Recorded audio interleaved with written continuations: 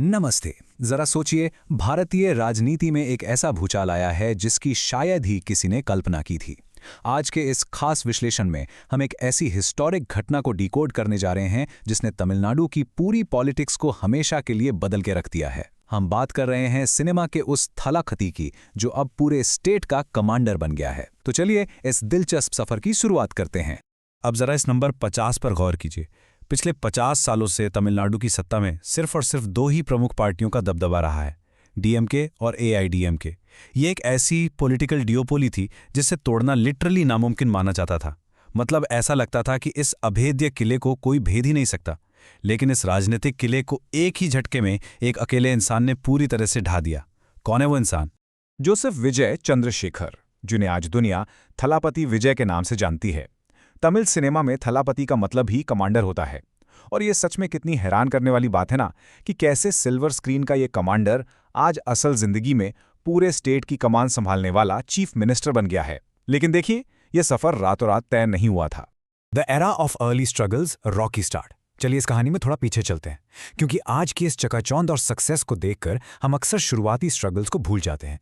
विजय हमेशा से वो मास सुपरस्टार नहीं थे जिसे आज हर कोई प्यार करता है। कहानी शुरू होती है 1974 में चेन्नई में। उनके पिता एस.ए. चंद्रशेखर एक जाने माने डायरेक्टर थे। फिर 1992 में उन्होंने नालाया थीरपू से बतौर लीड एक्टर अपना डेब्यू किया। और आपको शायद यकीन ना हो, लेकिन उस वक्त क्रिटिक्स ने उनके लुक्स और एक्टिंग का जमकर मजाक उड़ाया था। लोगों ने यहां तक कह दिया था कि ये लड़का तो कभी हीरो बन ही नहीं सकता। लेकिन विजय ने हार नहीं मानी। 1996 में आई पूवे उन्नकागा ने उनके लिए एक टर्निंग पॉइंट का काम किया और उनके करियर के ताले खोल दिए। Rise of the mass commander, ruling the box office. अब यहां से इस कहानी में एक जबरदस्त रफ्तार आती है। ये वो दौर था जब उन्होंने अपनी आलोचनाओं को ही अपनी ताकत बनाया और साउथ सिनेमा के सबसे बड़े अनस्टॉपेबल सुपरस्टार बनकर उभरे।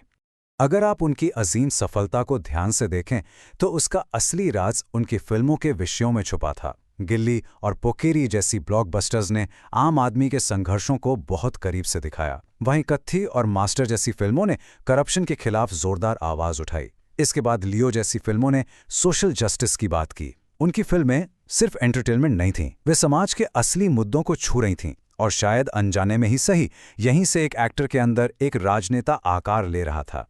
जनता के बीच उनकी छवि इतनी गहरी हो गई कि फैंस उन्हें भगवान की तरह पूजने लगे। एक लीडर का जन्म हो चुका था। पर्दे पर आम आदमी के दर्द को उन्होंने इतने रियल तरीके से जिया कि उसने जनता के बीच उनकी पब्लिक इमेज को पूरी तरह से ट्रांसफॉर्म कर दिया। लोगों के लिए वो सिर्फ एक स्टार नहीं, बल्कि एक नई उम्मीद बन चुके थे। The leap into politics, leaving cinema behind. और फिर आया वो ऐतिहासिक पल जिसने पूरे देश को हैरान कर दिया। फरवरी 2024 में अपने फिल्मी करियर के बिल्कुल चरम पर करोड़ों की फीस और सिनेमा की उस चमचमाती दुनिया को हमेशा के लिए छोड़ना, ये कोई मामूली फैसला नहीं था। ये बेहद गंभीर और साहसिक कदम था। इसी दौरान फरवरी 2024 में तमिलग वेत्री कशगम यानी टीवीके की स्थापना हुई। विजय को यह बहुत गहराई से महसूस हो गया था कि तमिलनाडु की जनता को अब वाकई एक साफ सुथरे तीसरे विकल्प की सख्त जरूरत है। उनकी ये पार्टी उसी जरूरत और जनता की पुकार का सीधा जवाब थी। तो आखिर टीवीके की आइडियोलॉजी क्या थी? बहुत ही क्लियर। एक तरफ वे कास्ट और रिलीजन पर बेस्ड पॉलिटिक्स के सख्त खिलाफ खड़े हुए और दूसरी तरफ उनका पूरा फोकस करप्शन फ्री डेवलपमेंट और सोशल जस्टिस पर था। उन्होंने किसी पर कीचड़ उछालने के बजाय इन्हीं मुद्दों को लेकर डायरेक्ट जनता से बात की और यही स्पष्टता उनका सबसे बड़ा हथियार साबित हुई। The 2026 triumphant victory, making history on May 10। और फाइनली हम उस ग्रैंड क्लाइमैक्स पर आते हैं, उस ऐतिहासिक पल पर जिसके लिए पूरी राजनीतिक नींव तैयार की गई थी। मई 2026 के विधानसभा चुनाव। ये वो समय था जब जनता ने अपने थलापति के विजन पर अपना 100% और अटूट विश्वास जता दिया। जब चुनाव के नतीजे आए तो ये नंबर सामने आया जिसने सबको चौंका कर रख दिया। 108। ये कोई मामूली आंकड़ा नहीं है दोस्तों। अपने डेब्यू इलेक्शन में ही पहली बार चुनावी मैदान में उतरकर टीवीके पार्टी ने 108 सीटें जीतीं। इस एक नंबर ने पूरे देश की राजनीति को हिला दिया। जरा तमिलनाडु असेंबली के इस पॉलिटिकल मैथ को समझिए। कुल 234 सीटें हैं और मेजॉरिटी के लिए चाहिए 118 सीटें।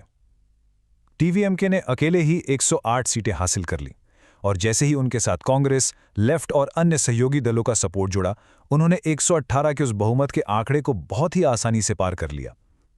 ये 50 साल पुराने द्रविडियन राजनीतिक एकाधिकार के अंत का सबसे बड़ा और स्पष्ट संकेत था। और अंततः 10 मई 2026 की यह हिस्टोरिक तारीख भारतीय इतिहास के सुनहरे पन्नों में दर्ज हो गई।